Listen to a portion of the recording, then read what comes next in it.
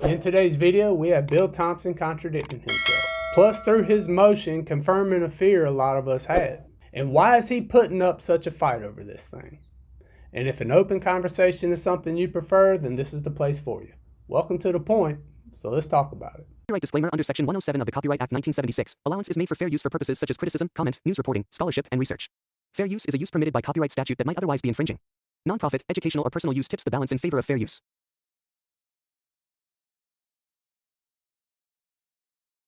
Now, I cannot be the only one who thought it was odd that during the time the home was demolished, Bill Thompson raises the idea of having the trial in the summer of 2024.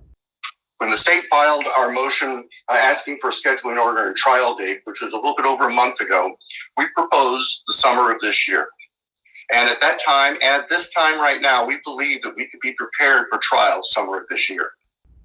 And when we have this hearing over the scheduling of the trial, I also cannot be the only one who thought it was odd that Bill Thompson didn't at any point in time argue against Ann Taylor.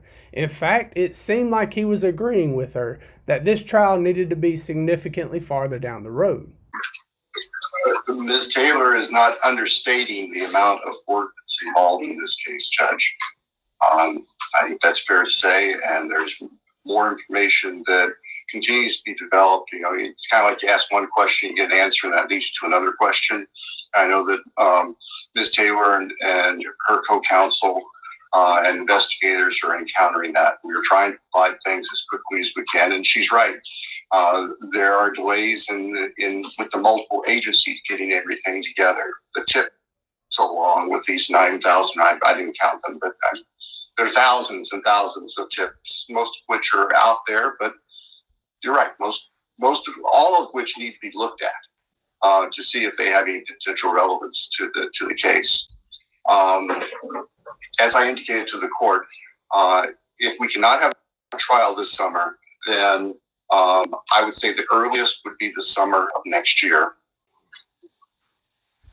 So you're saying, looking at this realistically and the amount of information, evidence, non-evidence, that might be looking at summer of 2025? I'm saying that could be where we end up, Judge. But he also at the same time wants to make the case that the families deserve justice, and they deserve answers, and the town deserves this trial. I am still concerned about the victims and their families. I mean, they have suffered for well over a year now with a lot of uncertainty, and that's painful. Well, how are we going to get to this trial any sooner when you are constantly filing every single document arguing against what the defense is asking for?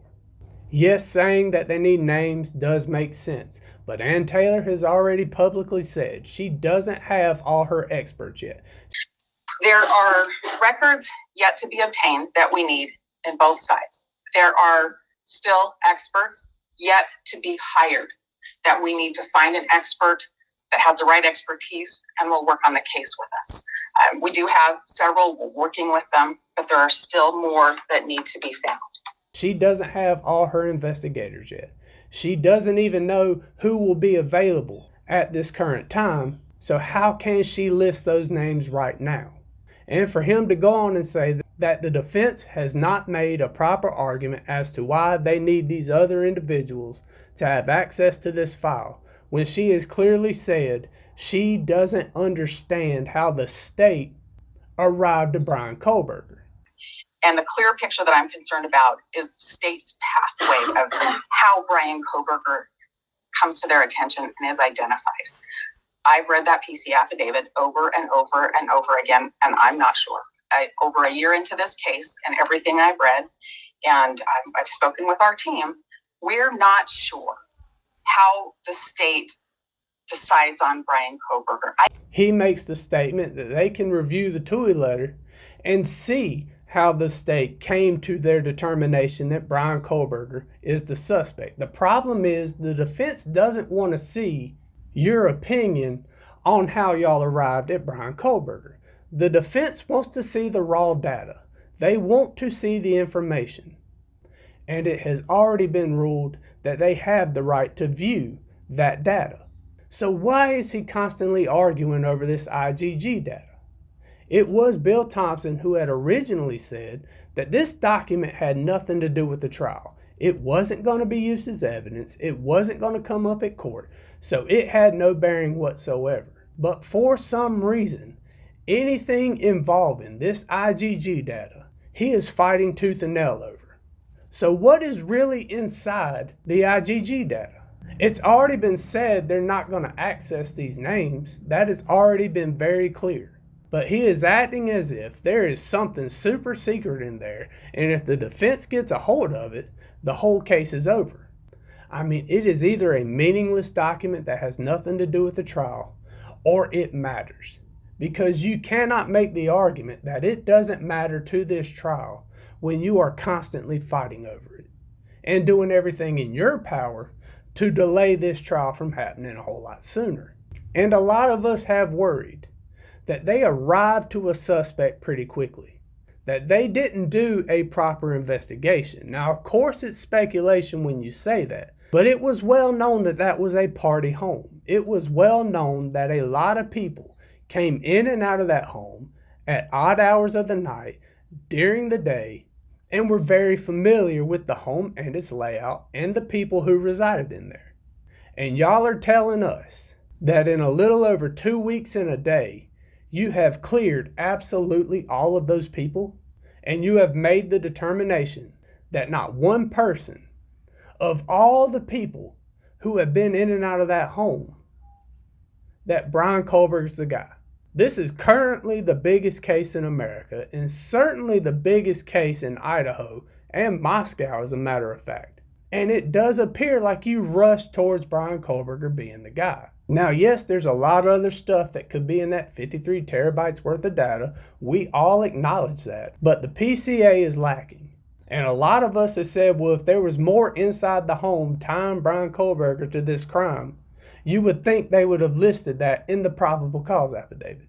But it's not there. But somehow, after 2 weeks and a day, yep, it's him. We're not going to worry about anybody else. At least that's the vibe I'm getting. If you see something differently, you can let me know down in the comments below. But in a case where a lot of people have seen a lot of holes, a lot of this stuff continues just to not line up. We are fighting over a document that, according to the state, doesn't matter, and we're delaying a trial. He wants to ask for absolutely all these names right now when Ann Taylor has said, I don't have all my experts yet. None of this is making sense to me. And I have always tried to be fair and look at as many things as possible from as many angles as possible. And even my video last week, I was making the case that what Ann Taylor was doing wasn't so much about changing a venue, but trying to set up something for an appeal. But nothing Bill Thompson is saying in his motion is making sense to me. If you see any of these things differently, you can let me know down in the comments below. Other than that, I appreciate your time. I appreciate you being here. Y'all stay safe, and I'll catch you in the next one.